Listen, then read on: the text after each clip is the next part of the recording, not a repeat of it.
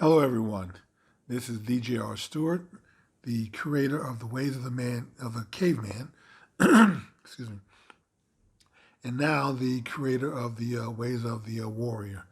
So this is the kickoff video, actually volume 1 of chapter 1, and I think they'll probably go 1 through 10 like the Ways of the Caveman, but we'll see. Whatever number of chapters it takes to tell the story of the Ways of the Warrior. And I'm excited, so I'm very happy. And so I know I did a couple other videos, episode 1 and 2, that are listed under the umbrella of the Ways of the Warrior. But this is actually an official kickoff video. So this is the starting point. So chapter 1, everyone. I told you guys, I warned you there would be more videos after the Ways of the Caveman. So this is where we start with the Ways of the Warrior. Now, the Ways of the Warrior is a little different than the Ways of the Caveman. The Ways of the Caveman was about establishing a foundation, getting your emotions under control, getting your thoughts under control, and then outlining some basic principles of what you should do and how you should love. What kind of husband you should be, what kind of leadership, respect, honor that you should offer towards others, all those things. Those are the foundation, fundamental things that you should be doing as a husband, as a father, as a brother, a friend, relative, as an employee, on and on. The Ways of the Warrior comes a little more spiritual, takes you a step towards God. So I use a lot more science in the Ways of the Caveman because it was okay. In the Ways of the Warrior and then the Ways of the Man God, that's going to be strictly about things that the Bible or the Quran say, mostly the Bible. We'll just stick with the Bible. I'm not going to complicate it. Although there's so much overlap between the two that there's not much difference. But anyway, we're going to stick with the Bible. And so the Ways of the Warrior. First of all, you need to understand what is your role as a warrior. What is it that God expects you to do and to be as a warrior? And I meet guys who, tell me, they swear on a stack of Bibles. Oh, Jerry, I'm a warrior already. You don't have to worry about me. I'm strong, pound my chest. I'm a warrior, man. Until you start questioning them. Okay, well, what makes you a warrior? Oh, man, because I'm tough, I'm hard as nails, and I can take care of myself. I can fight, nobody better not, you don't disrespect me, because they'll learn the hard way. I'm not to be messed with. Okay. And those things don't make you a warrior. I mean, it doesn't. It just makes you soft, makes you a coward. There's nothing wrong with being able to fight and defend yourself, but you need to know what you're fighting for and for the right reason. So we're going to start with the Ways of the Warrior with Mark, Book of Mark in the New Testament. And I'm going to have my AI tell you a funny story. First of all, let me do a couple of corrections. One, I don't have an IQ of 168, so I misspoken in the previous video, in episode 2. I was a little dyslexic, so I really have an IQ of 168, not 186. But really, anything past 140 really doesn't matter. I mean, you're just talking degrees of genius. So, and then I think the other thing was, my wife suggested, my partner in crime here, that I get my biblical references correctly. And so they have not always been on point. The reference has been on point, but the citation has not been right. So I have an AI that's going to help me out here named Bay, and he's going to keep me honest. So Bay, why don't you start with our first biblical reference, or where we're going to start over in the book of Matthew. Go. Blessed are the peacemakers, for they will be called children of God. Okay, thank you, Bay. And this reminds me of those some of those shows I watch on Sunday, where they have somebody preaching, and he'll have someone that will read the passage for him. He doesn't actually read it himself, and then he just continues to preach. So this is kind of the function that Bay is going to serve for me, so I don't get this wrong. And it's not that I hate to say that I'm getting it wrong. The citation may not be correct, but the reference is. So keep in mind that I read the Bible back when I was 11 years old, from Genesis to Revelation.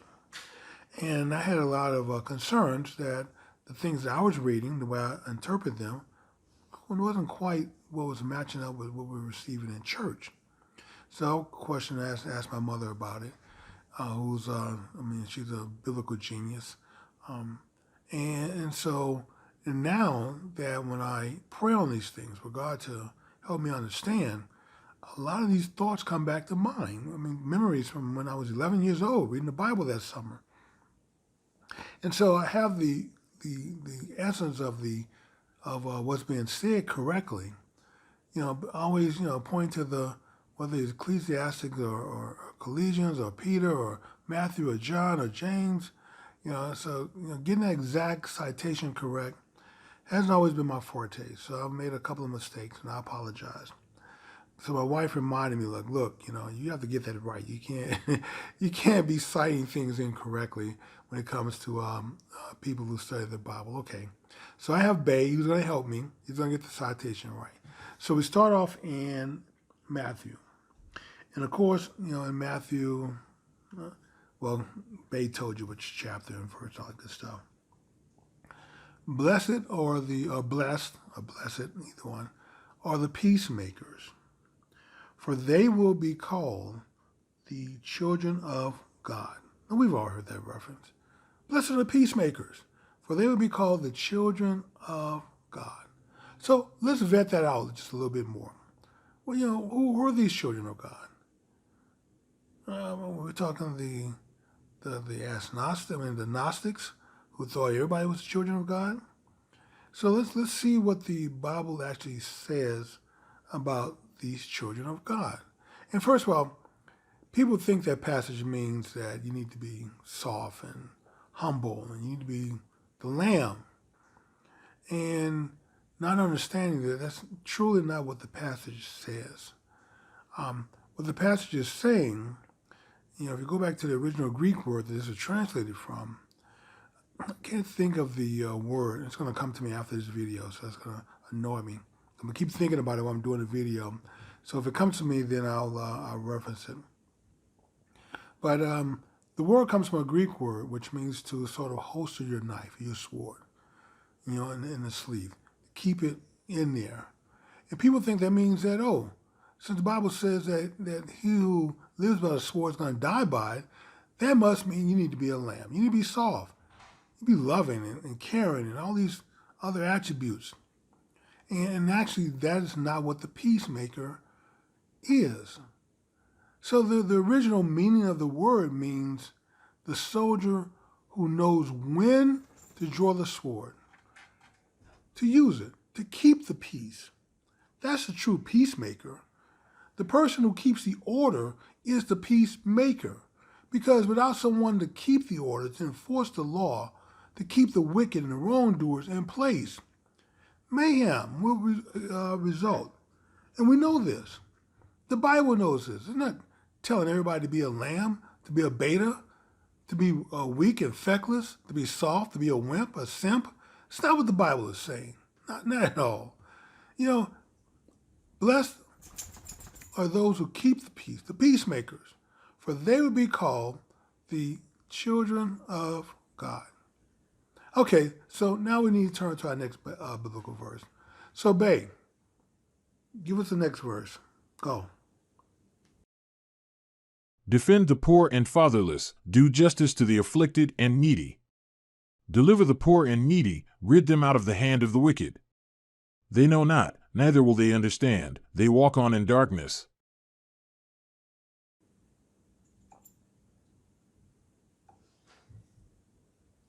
Okay, so we jump over to Psalms 82, one of my favorite verses outside the book of Deuteronomy. And so I have my phone here because I haven't just memorized all the verses, so forgive me. I'm going to be looking down occasionally reading this all. So it starts off, God standeth in the congregation of the mighty. Who are the mighty? It doesn't say the weak. It doesn't say the lamb. It doesn't say the weak, the feckless, the betas. It says God standing in the congregation of the mighty, the strong. So tell me about this toxic masculinity that the woke crowd keeps telling you is wrong. Your masculinity is toxic, JR. You're a caveman. Yes, I am a caveman. I'm also a warrior. I'm also a man god. So I'm not to be trifled with. Don't test my patience here. Just joking. They could test it. It doesn't matter. I don't pay them any mind. But it says God standeth. He's with the mighty. He's standing in the congregation of the mighty, not the weak, not the lamb, not the betas, not the gammas, not sorry, pitiful men, but the strong, the mighty. And what is he doing? What exactly is going on here? Well, it says he judgeth amongst the gods. Now, people, I'm going to tell you, I always had a problem with this. Thou shalt have no other God before me that I read. And every theologian, every preacher that I've ever talked to about it said the same thing. Oh, JR, that's a reference to mythology. All these gods that the Greeks had and the Romans had, that's what they're referencing. I do not agree. I can't disagree more. I cannot disagree more.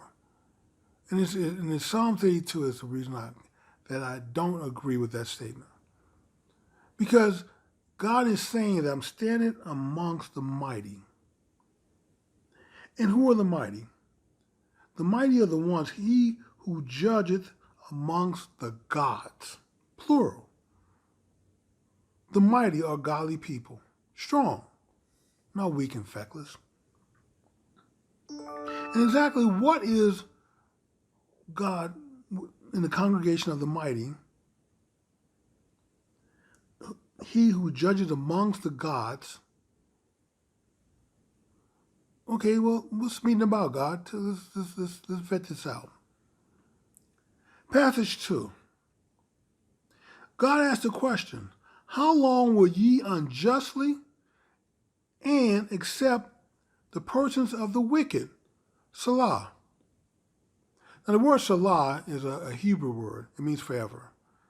And basically, this passage is saying, how long will you judge unjustly and accept accept the persons of the wicked forever? And this is the question being posed to the congregation of the mighty. How long? I hear these silly people, JR, you're not supposed to judge. Who says you're not supposed to judge? The weak aren't supposed to judge. Those who walk as a little funny shouldn't judge. JR, the Bible says if you judge, then, you're subject to be judged. So what? Judge me. That's fine. If my walk is off, my wife will be the first to let me know that it's off. And she doesn't have any problem with pointing that out. She does her job extremely well. And that's fine. I thank her for it. Because that's what she's in my life for. To help me stay on track. And I'll cover this in the ways of the caveman. So judge me. That's fine. I'm a man God. I deserve to be judged. So God's asking the question, how long will ye judge unjustly? Wait a minute, God. You accuse me of judging unjustly? Yes, that's exactly what God is asking. And accept persons of the wicked. Are you going to do this forever? Okay. All right, God, you got my ear now. You have my attention. God says you should defend the poor and the fatherless. And you know what? Of all the wickedness that exists in the world, being poor is not a wickedness. That's a condition, financial condition. And being fatherless is not a wicked condition. Why would God put these two things at the top of the list? Top of the list. Poor and fatherless.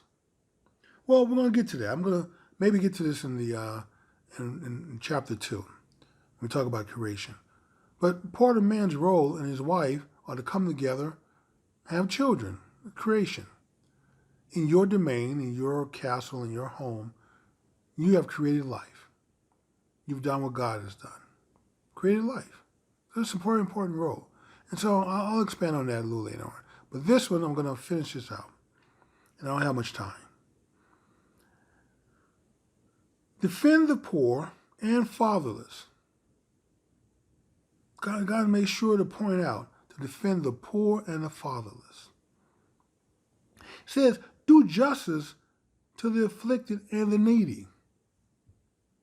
I mean, these doesn't sound like wicked people. These sound like people who really need help. The afflicted and the needy, the poor, the fatherless, kids without a father. And what God is saying here is that, one, I never designed Eve to be a baby mama. Never. You need to defend against that. See, you need to speak out against this. All these baby daddies walking around not taking care of their children. And, hey, judge me. Judge me. Because I've done wrong. I've sinned in this way. I have a daughter and a son that were conceived out of wedlock. I was not married to their mothers. Didn't spend a great deal of time in their lives raising them. And not by choice. I mean, their mothers decided that. But it doesn't matter. It's still my responsibility. I was wrong for having children out of wedlock. That was my sin. That was my mistake. And I wish now, looking back on it, that others would have spoken out against my wickedness, told me about this. Of all the wickedness God could have talked about and mentioned for his warriors to stand up against and defend against. Poverty, the needy, the afflicted, fatherless children. That lets me know that God does not condone and bless baby mamas and baby daddies. I mean, unless your father's dead, then you shouldn't be fatherless. But I'm going to continue on. Defend the poor and fatherless. Do justice to the afflicted and the needy. Goes on to say, deliver the poor and needy. Rid them out of the hand of the wicked. Rid them out of the hand of the wicked. So now you have what you're supposed to be doing as a warrior, and how you're supposed to go about your business. Deliver them out of the hand of the wicked. Now, these two verses have been very specific of who you're supposed to be helping and who you're supposed to be guarding and helping them against. So the next passage, I get some pushback on this because I've heard the experts tell me, oh no, JR, this is a passage about people assuming to be gods, and they're wrong. Once again, I disagree. Go read it for yourself. Defend the poor and fatherless. Do justice to the afflicted and needy. Deliver the poor and needy. Rid them out of the hand of the wicked. They know not, neither will they understand. They walk on in darkness. So the next passage is, they know not, neither will they understand. They walk on in darkness. It's not that they walk in darkness, they walk on in darkness. Which means even after you try to explain it to them and talk to them, they walk on in darkness. And to me, that they could either be those who need the help, which we know they're in darkness, which is why they're catching hell. The Bible's telling you as a warrior, part of your charge is to help them, help those in need, afflicted, the poor, the fatherless. Because they know not, neither will they understand. They, to me, means plural, both the wicked and those that are afflicted. They know not. They understand not. And the next verse, which I referenced in the Ways of the Caveman, the next verse is very interesting. I have said, ye are gods, and all of you are children of the Most High. God says, He said, I have said, but the passage reads, I have said. So this is God speaking. That ye are gods. And all of you are children of the Most High. Bay, play the passage, cite the passage from Matthew once again about the peacekeepers and who they will be called. Blessed are the peacemakers, for they will be called children of God. Okay. The peacekeepers will be called the children of God. Psalms 82 tells you that God says that ye are gods. Because I'm outlining how you become a man God, what you're supposed to be doing. Protecting the needy, the poor, the afflicted, the fatherless. How many of you are friends with men who are baby daddies? I hear men all the time tell me, well, Jay, I take care of my kids. I pay child support. Really? Okay. But how much direction do you provide in your children's life? Do you know their teachers? The teachers spend more time with your child than you do. Do you know any of them? Have you talked to them? When your children go off to school, do you set the expectation? What, hey, this is what I expect you to do. Learn. These are grades I expect you to come back home with. Do you do any of that? Now, I spend time with them, Gerald, when I can. Doesn't really sound to me, that child sounds fatherless to me. The very thing that we're supposed to guard and protect against. Man, you and I can't be friends. Because God's already accused me, charged me with judging unjustly. Not dealing with the outcome of the children who are fatherless. The fatherless. I'm supposed to speak out against the poor. I'm supposed to do whatever I can to help the afflicted. Come out of the hands of the wicked. That means, hey, you need to be doing whatever you can to help out economically, to help offset poverty. But then on top of that, you need to be doing everything possible to put an end to this baby mama nonsense and baby daddy nonsense. There should only be fathers and mothers and widowers. If a child says, I'm fatherless, somebody else needs to step up to the plate and be a surrogate father. That means your father's dead or deadbeat. Both are the same. Don't judge the deadbeat father and somehow make him into a hero. Don't judge him unjustly by giving him false accolades. No, you need to judge him harshly, correctly. You need to speak out against this. This is what warriors do. This is what God expects you to do. And if you do these things, then you're helping to create a more peaceful society. And what does Matthew say? Babe, read it again. Blessed are the peacemakers, for they will be called children of God. I have said, ye are gods, and all of you are children of the Most High. The peacemakers shall be called the children of God. What does God say about the children of God? Well, I have said, ye are gods. Ye are gods. And all of you gods who I'm congregating with, telling you that you're not judging people correctly, all of you who I deem man gods. Because it goes to the next verse, says God tells you you're going to die as a man. So yeah, you're a god, but you're a man god. That's the ultimate destination. That's the next series in the trilogy. After the ways of the warrior are the ways of the man god. And God says, ye are gods.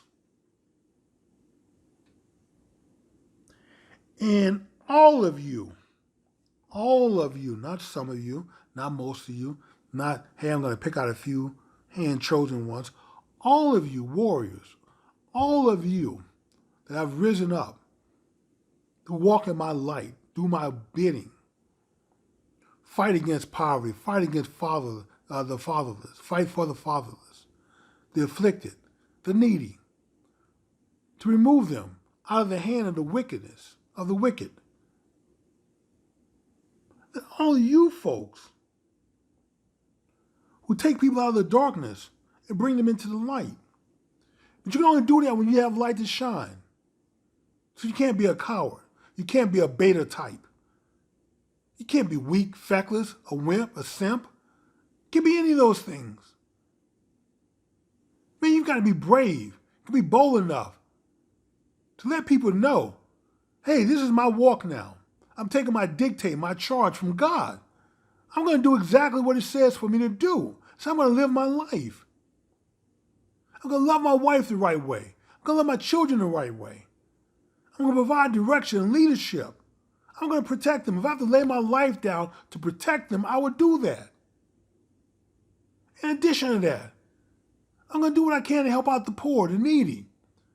All these children around here with deadbeat baby daddies and these baby mamas who had babies for them. I've mentioned in the Ways of the Caveman, don't do it.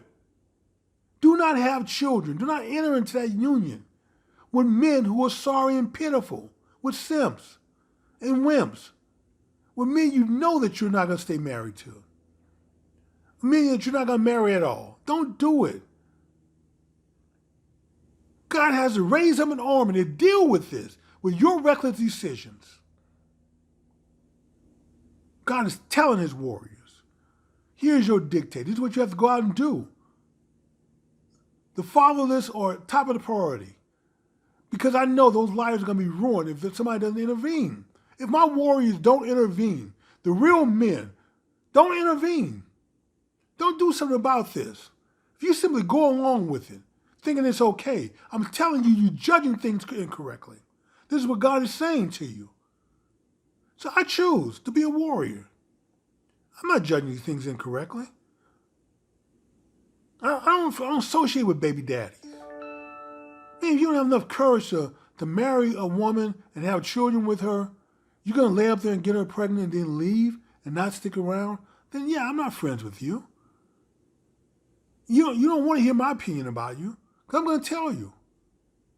You're part of the wicked. You're part of what I'm supposed to fight against.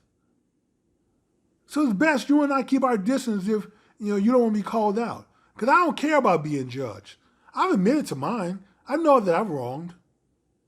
That I should have done this. And whatever punishment God has for me, so be it. I accept it. I'm not hiding from it. I'm not running from it. But the warriors are the ones that God are rising up to deal with these problems. To deal with it. And if you're willing to fight that battle for God, we're going to talk about the armor of God, the word of God. But God says, I'm with you. I'm in the congregation. I stand in the congregation of the mighty, not the weak. Be a strong man. Your masculinity is not toxic. Stop listening to that nonsense. In addition to that, you cannot be both Adam and Eve at the same time. God has already tried that, and it didn't work. People say, well, God is perfect. God doesn't make mistakes. Yeah, God does make mistakes. God is human, not human. God has human emotions because God can't give what he doesn't have. Try to make Adam a perfect living being. You knew what sexes were. There were other animals that were male and female. God created male and female. It says it in Genesis. Chapter 1, 26, 27, 20, somewhere around there. But in the end, male and female, virtue of God, essence of God, image of God, cannot exist in one person. This is what the whole Ways of the Caveman's about. Stop trying to be Adam and Eve. All these men out here whining and crying about what they don't have and what somebody's not doing for them. Man, you cannot create your perfect temple that way. I'm here to tell you, it doesn't work that way. I keep telling you. If you need help, my website, the URL for my website is scrolling across the screen. You can go to my website, get my contact information. Please reach out to me. If you're interested in being a better husband, a better man, better father, and you just need some help. Everybody needs help. Don't let pride get in the way of that. I needed help. I pray multiple times a day, praying for wisdom, for guidance, for information, to understand this a little better. And God never fails to deliver. Never. And I'm saying, hey, come join me. Become part of the congregation of the mighty. Come stand with God. We can do this. So this is where I'm going to end because my time is up. And so I'll look forward to seeing each and every one of you. Please reach out to me. Thank you very much.